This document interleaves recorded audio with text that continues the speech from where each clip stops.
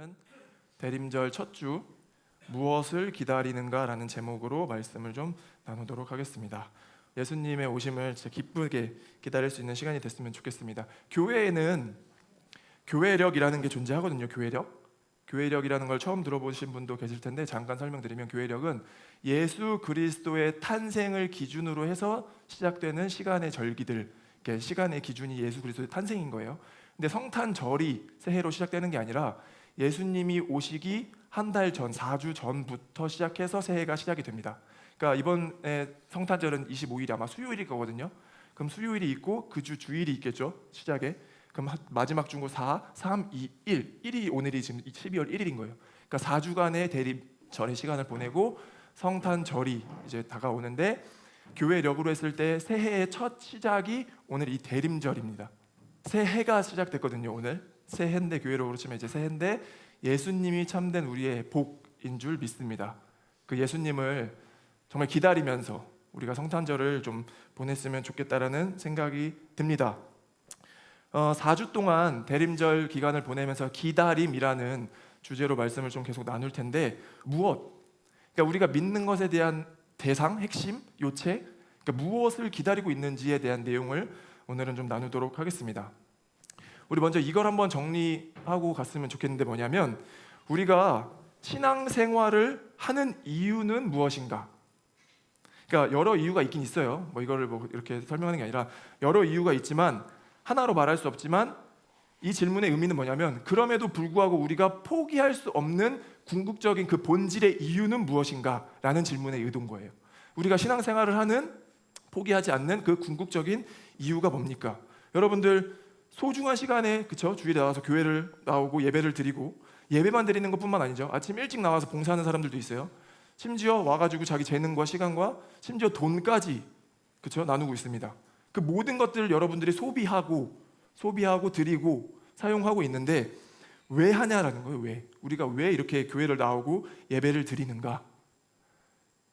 그러니까 일주일에 하루에 시간을 온전히 우리가 지금 드리고 있잖아요. 많은 사람들은 아침부터 와서 저녁까지 있다 가는데, 일주일에 하루면 그나마 비교적 괜찮은 것 같아 보이지만 평균적으로 우리가 5일을 일해요. 그렇죠? 평일에 5일을 일하고 이틀 쉽니다. 그 이틀 쉬는 날 중에 그 중에 하루를 지금 우리가 드리고 있거든요. 그렇게 치면 굉장히 또 많은 시간이에요. 여러분들 소중한 쉬는 그 이틀 중에 하루를 온전히 교회에서 시간을 보내고 예배를 드리고 하는 그 이유, 신앙생활을 하는 그 이유가 뭐냐라는 거죠. 모태신앙들은 지금 수십 년째, 그죠? 몇 년째 지금 이런 생활들을 좀 반복하고 있는 거예요. 물론 여러 이유들이 있어서 딱 하나라고 이렇게 꼬집어서 얘기할 수는 없겠지만, 오늘은 그 본질에 대한 이야기를 좀 나누면서, 그렇죠? 지금부터 설명할 내용은 우리 교회를 두고 하는 말은 아니지만 일반적으로 우리가 기독교를 떠올렸을 때 대답해 볼 수 있는 근거들, 내용들을 좀 얘기를 해보겠습니다. 첫 번째, 그럼 왜 그렇게 일주일에 이틀밖에 쉬지도 못함에도 불구하고 하루를 교회에서 헌신하고 봉사하고 돈도 드리고 시간을 쓸까라고 했을 때, 그냥 흔히 우리 하는 말 중에 하나가 뭐냐면 잘 되기 위해서라는 대답들을 하죠. 그러니까 기독교뿐만 아니라 모든 종교에는 기복이라고 하는 복을 기원하는 일들이 있습니다. 우리가 물론 지금 합의해야 되는 게 복이 뭔데라고 우선 당연히 이렇게 이야기를 나누고서 또 이야기를 하긴 해야겠지만, 그냥 흔히 떠올릴 수 있는 일반적으로 종교를 가짐으로 기대하는 기복이라고 하는 것은 잘 먹고 잘 사고 잘 되는 것이라고 생각해 볼 수 있는 거예요. 우리 이렇게 일단 정의해보고 얘기를 해보자고요. 좋은 대학에 가는 거, 그렇죠? 좋은 직장, 취직을 하는 거, 연봉이 높이 억대 연봉도 받을 수 있으면 좋겠고, 좋은 직장, 그리고 결혼을 제때 잘하는 거, 자녀도 낳고 좋은 집에 얻어서, 그러니까 평안하고 아주 좋고 행복한 가정을 잘 먹고 잘 사고 아프지도 않고 되는 것을 기복이라고 했을 때, 모든 종교에는, 기독교를 포함한 모든 종교에는 이 기복이라고 하는 기대하는 바가 있다라는 거죠. 그러니까 그런 것들을 기대하고 있다 보니까 일주일에 이틀밖에 쉬지도 못함에도 불구하고 하루 정도는 내가 교회에 나와서 비는 거죠. 나에게 이런 복들을 주세요. 내가 잘 먹고 잘 살고 남들보다 더 평안하게 살고 싶어요라는 기대가 있기 때문에. 근데 어느덧 지내다 보면 그 기복이라고 하는 것이 여러분들 삶에 얼마나 힘든지, 잘 나타나지 않는다는지도 깨달아지는 거예요. 그렇죠? 교회 10년 이상씩 다닌 분들 잘 되던가요? 안 빌어본 사람은 없잖아. 나도 빌어요. 잘 먹고 잘 사는 거 빈다고. 근데 잘 되더라냐고요. 안 되죠. 생각보다 먹고 사는 게 쉽지가 않더라는 거예요. 그러다 보니까 우리 안에 어떤 내성이 생기냐면, 그냥 그럼 잘 되는, 얻는, 플러스 되는 게 아니라 마이너스라도 되지 말자라는 식으로 합리화 혹은 태도가 좀 바뀌기도 해요. 그냥 내가 교회를 나오면 안전하게, 차라리 교회라도 나오면 그냥 내 삶의 어떤 뭐 고통들, 뭐 건강의 아픔 혹은 어떤 이유들이 벌어지지 않을 수 있도록 부적처럼 그냥 안전장치라도 취할 수 있게 되는 태도로 바뀔 수 있다는 거예요. 이해가 되십니까? 처음에는 기복이라는 것들을 빌다가도 이게 우리가 경험하다 보면 잘 안 된다라는 거는 순간 깨닫고 우리의 태도가 그러면 그냥 부적처럼 어느 안전하게라도 내가 다치지 않고, 뭐 교회를 가는데 하나님이 해코지하겠어? 뭐 주면 더 좋겠지? 뭐 이런 정도 수준으로 믿음 생활을 하게 된다라는 거죠. 기독교 안에 꽤 많은 비중의 이유가 이런 것들이 차지하고 있는데, 기복이라고 하는 기복 신앙이 차지하고 있는데, 저는 이런 기대하는 마음까지도 비난하거나 폄훼하고 싶은 마음은 없습니다. 그러진 않아요. 왜냐하면 기대할 것이 사실 얼마나 없으면, 그렇죠? 우리가 살아가는 이 삶이 얼마나 힘들고 기대할 것이 없으면 내가 믿어지지도 않는 그 신을 붙잡고 도와주세요라고 요청을 할까라는 마음까지 우리가 들여다볼 수 있으면, 그 마음까지는 우리가 막 폄훼하거나 의도를 나쁘게 보고 싶진 않다라는 거예요. 도와달라는 마음을 우리가 간절히 좀 바랄 수 있는 거죠. 제가 20년 전, 정확히 한 20년 전쯤에 저희 어머니가 한 15, 16년을 테이블 한 4-5개 정도 두고 영업을 하는 식당, 뭐 김치찌개, 된장찌개 파는 그 식당을 운영을 하셨었는데, 하다가 너무 힘들어져 가지고 17년 정도 운영하던 것을 제가 고등학교 2학년 넘어갈 때 딱 이제 정리를 하셨어요. 몸도 아프고 뭐 돈도 계속 까먹고. 근데 그래도 우리 집에 유일하게 먹고 살리던 게 그거였거든요, 식당. 근데 이게 뭐 돈을 모은다 이런 개념이 아니고 진짜 먹고 살 만큼만의 유지를 했었던 게 그 식당이었는데, 하다 너무 힘드니까 이걸 그만둬야겠다라고 이제 딱 결정을 하시고 수중에 돈을 다 모아본 거예요. 식당에 있는 것도 팔고 집에 있던 돈 뭐 다 팔고 이제 이사를 가려고. 왜냐하면 그때 그 건물의 옥탑방에서 4식구가 원룸에서 같이 살았었는데, 저보다 5살 어린 여동생이 있다 보니까 도저히 살기가 너무 힘들어져가지고 이사를 가자 해서 다 정리를 결정하기로 한 거죠.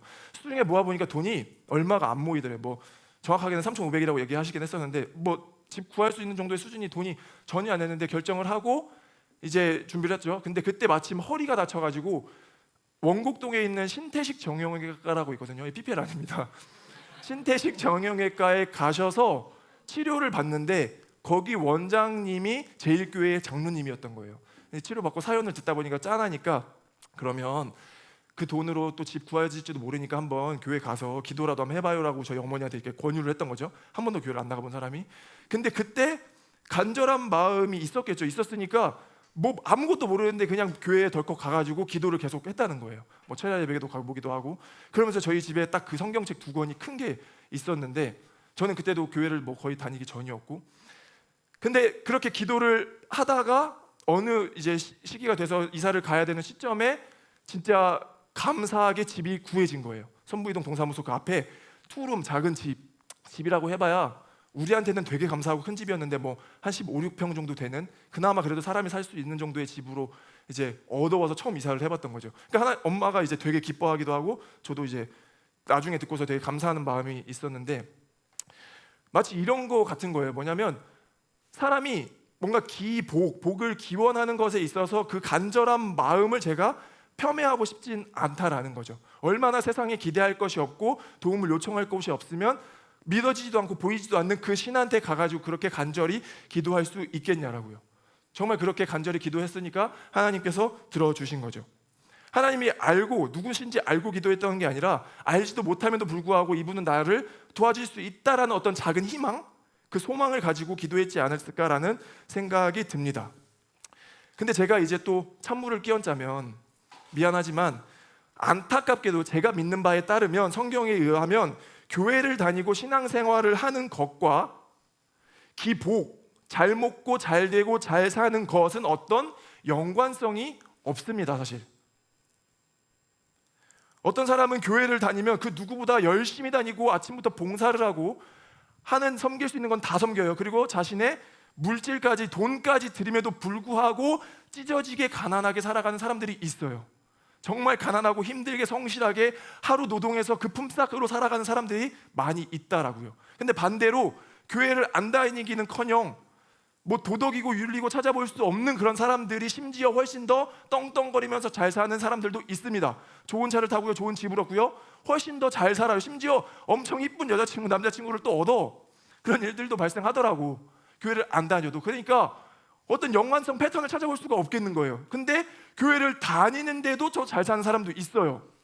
교회를 안 다니고 찢어지게 가난한 사람도 있고요.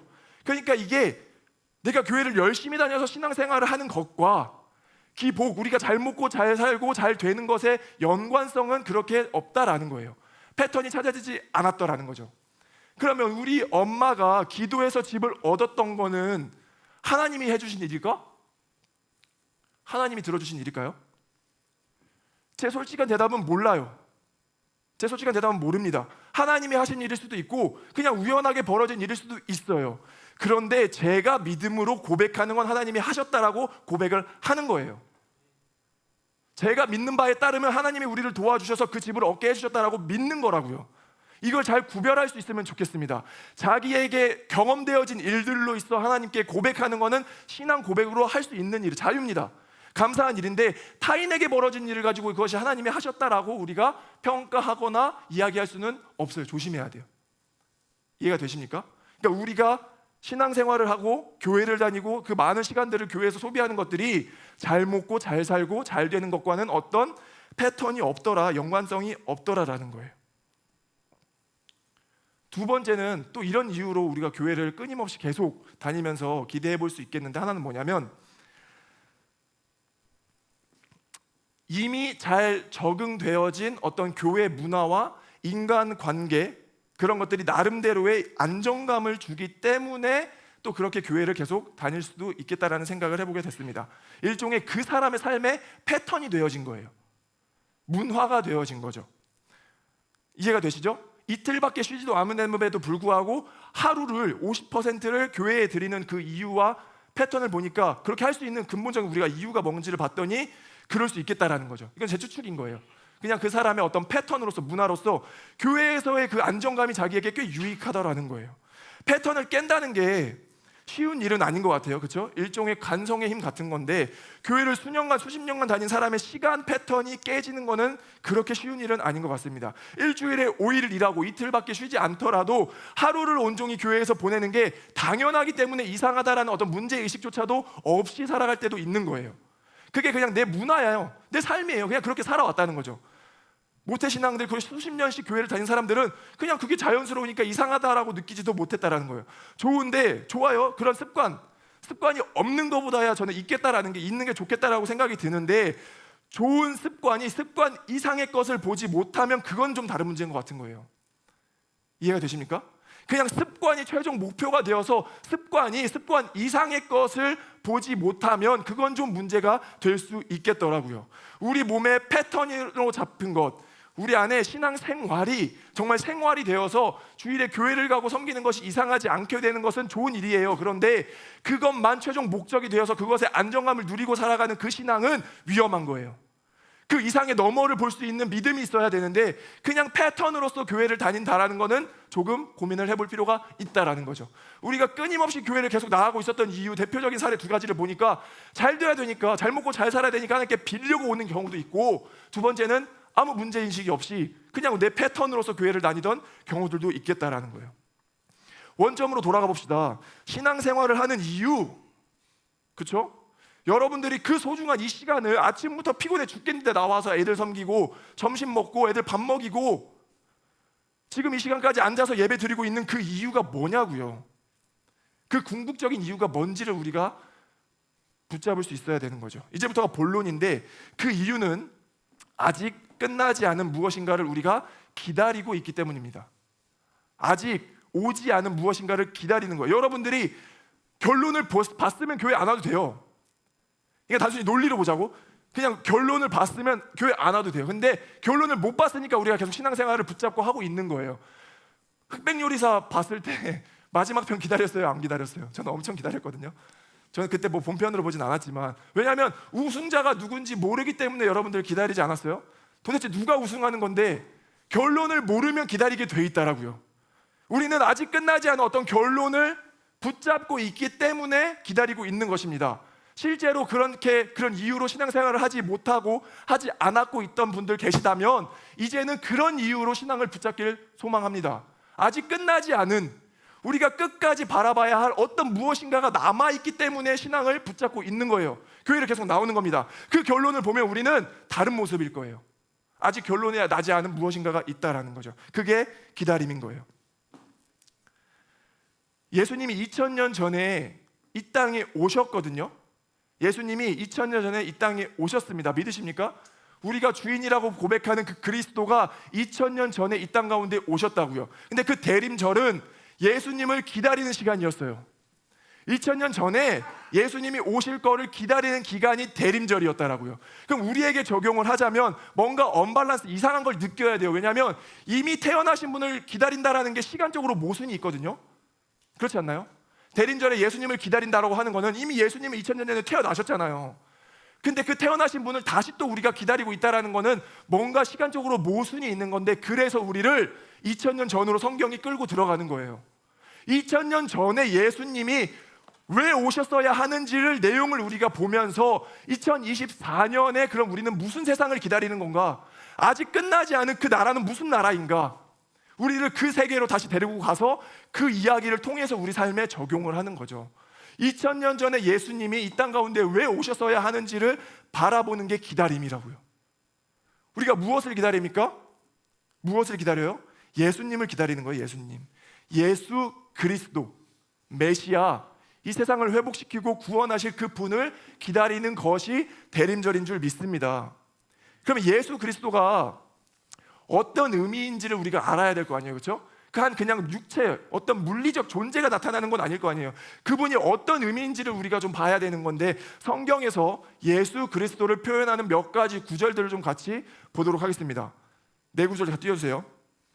요한복음 3장 16절, 하나님께서 세상을 이처럼 사랑하셔서 왜 아들을 주셨으니 이는 그를 믿는 사람마다 멸망하지 않고 영생을 얻게 하려는 것이다. 너무나 다 들어봤던 말씀입니다. 근데 포인트가 뭐예요? 독생자 예수 그리스도를 주신 이유가 뭡니까? 세상을 사랑하셨다라는 거예요.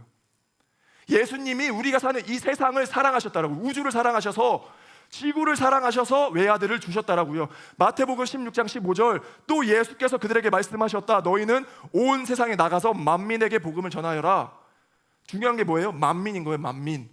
어떤 특정한 대상이 아니라 인류에 살아가는 모든 만민에게 이 복음을 전하여라.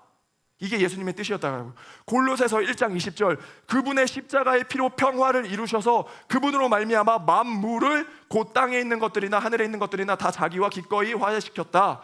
만물, all thing, 모든 것, 특정한 대상만 구원의 회복이 이루어야 하는 것이 아니라 세상을 사랑하셔서 모든 피조 세계가, 모든 all thing, 모든 만물이 다 회복에 이루기를 원하셨다는 것이 예수 그리스도의 오신 이유라고요. 그 내용이 어떻게 전해져야 돼요? 만민에게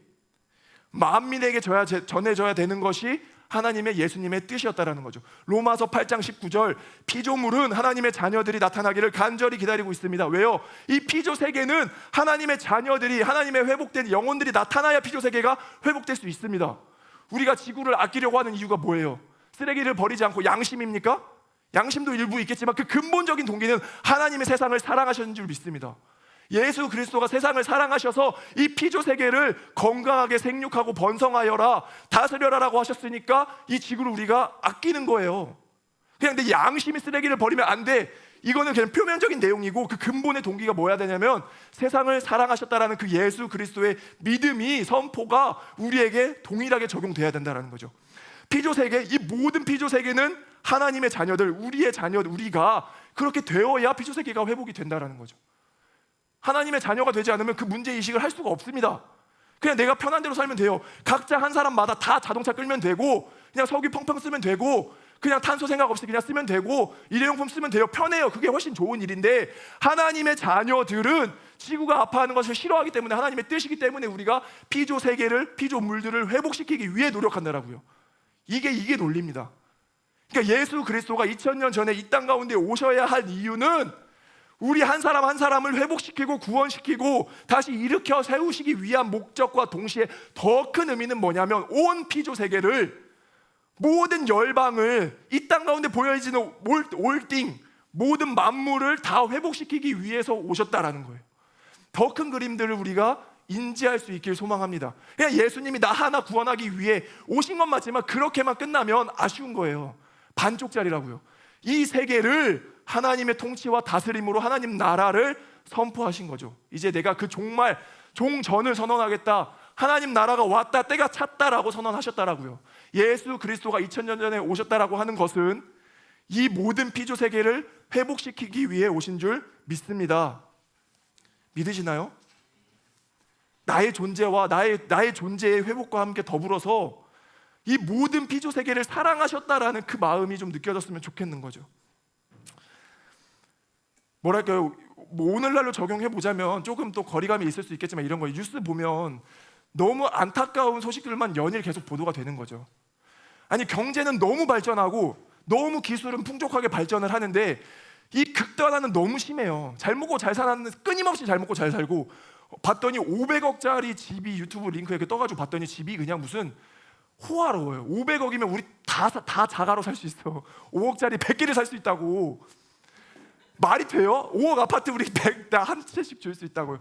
그러니까 이게 말도 안 되는 세상에서 지금 살고 있는 거예요. 500억에 살고 있는 사람이 있는가 하면 5천만 원의 집도 못 사는 사람들이 허다해요. 경제와 기술은 늘 발전하는데 방향은 거꾸로 간다고. 그러니까 이거를 보고 있을 수가 없는 거예요. 하나님은 왜 세상을 사랑하시는데 어떻게 우리의 자녀들이, 나의 피조물들이 이렇게 고통받고 씨름하고 살아야 되는지 이해가 안 되시는 거죠. 하나님이 선언하시는 거라고요. 그런 뉴스들이 매일 보도됩니다. 우리에는 평안과 평화가 있다라고 하지만 지구 반대편에서는요, 먹을 것이 없어서 죽는 사람들이 늘 있어요. 제가 그거를 인식 못한다라고 해서 뭐라고 하는 거야? 저도 잘 못해요. 이게 거리감 때문에 어쩔 수 없이 느껴지지 못하는 안타까움이지만 그럼에도 우리가 그거를 인지하고 있을 필요는 있는 것 같아요. 지구 반대편에서는 끊임없이 먹을 것이 없어서 죽는 사람이 있다. 전쟁이 끊이지 않고 기근과 핍박과 억압이 끊이지 않는 종속, 구속, 속박으로부터 되어 있는, 구속해야죠. 구원시켜야 되나요? 속박으로부터 구원되어져야 될 영혼들이 지구 곳곳에 너무나도 많은데 이 뉴스들 가운데 복음이 선포되는 거죠. 예수 그리스도가 오셨다. 이 모든 세계를 회복시킬 것이다. 이것이 우리에게 거창한 슬로건처럼 다가오는 게 아니라 좀 그래도 마음으로 느껴질 수 있는 기다림의 시간이 되었으면 좋겠습니다. 하나님이 세상을 사랑하셨어요. 우리가 발 딛고 살아가는 이 세상을 너무나도 사랑하셨다라고요. 하나님이 이 사랑하신 세상을 우리가 함께 동역자 되어서 이 피조 세계를 회복시켜 나갈 수 있는 저와 여러분이 되길 간절히 소망합니다. 아멘. 그런데 예수님께서 완전하게 약속하신 내용은 뭐예요? 마무리를 하자면 다시 오신다라는 약속을 주셨습니다. 그 다시 오신다라고 하는 약속은 뭐냐면 예수님이 2000년 전에 오심으로 인해서 회복이 시작이 되었죠. 회복을 선포하셔서 일부 회복의 시간으로 접어들었습니다. 이미 회복되어지는 과정 중에 있어요. 그런데 완전한 회복이 아니기 때문에 예수님이 올라가실 때 다시 오겠다라고 선포를 하고 가신 거예요. 약속을 하고 가셨다라고요. 그럼 그 다시 오실 그날에 우리는 완전한 회복을 보게 될 것입니다. 믿으십니까? 이 믿음이 있어야 우리가 신앙을 끝까지 붙잡고 기다릴 수 있는 거예요. 이 시점이 언젠간 와요. 반드시 옵니다. 할렐루야. 반드시 와요. 예수 그리스도가 이 피조 세계를 완전히 회복시킬 그날이 반드시 오실 것인데 그때까지 우리가 믿음을 잃지 않고 기다릴 수 있어야 된다는 거죠. 그것이 본질의 이유가 되어야 되는 줄 믿습니다. 그러면 저는 조금 더 힘을 낼 수 있을 것 같고요. 조금 더 억울하고 조금 더 짜증나고 조금 더 답답한 이 세상을 그래도 하나님의 시선으로 볼 수 있는 힘이 좀 생기는 것 같아요. 위로가 되는 것 같아요. 왜요? 이미 하나님의 나라를 선포하신 그 믿음, 그 통치로 들어가서 그때 다시 오실 예수님을 내가 기대하기 때문에 이 시기는 저에게 큰 영향을 주지 못하는 거죠. 순간순간의 괴로움은 있을지라도 제 믿음이 흔들리지 않습니다. 왜요? 다시 오실 그날을 약속해 주셨기 때문에 그 믿음이 흔들리지 않는 저와 여러분이 되길 간절히 소망하는 겁니다. 아멘. 오늘 본문은요, 찬양팀 나와서 준비해 주시면 좋을 것 같고요. 오늘 본문은 고린도 교회에 대한 이야기거든요. 고린도 교회. 고린도라는 도시는요, 굉장히 발달하고 굉장히 상업적으로 성공하고 경제가 이렇게 발전한 도시였습니다. 그러다 보니까 절제보다는 소비, 향락이 더 어울리는 도시였고, 뭔가 소망함보다는 뭔가 지치고 억압되어지고 구속되어져 있는 것들이 더 많은 그런 도시가 고린도 도시였어요. 그래서 바울이 고린도전서의 편지들 보면 안타까움으로 책망하는 내용들이 주를 이루죠. 나중에 한번 봅시다.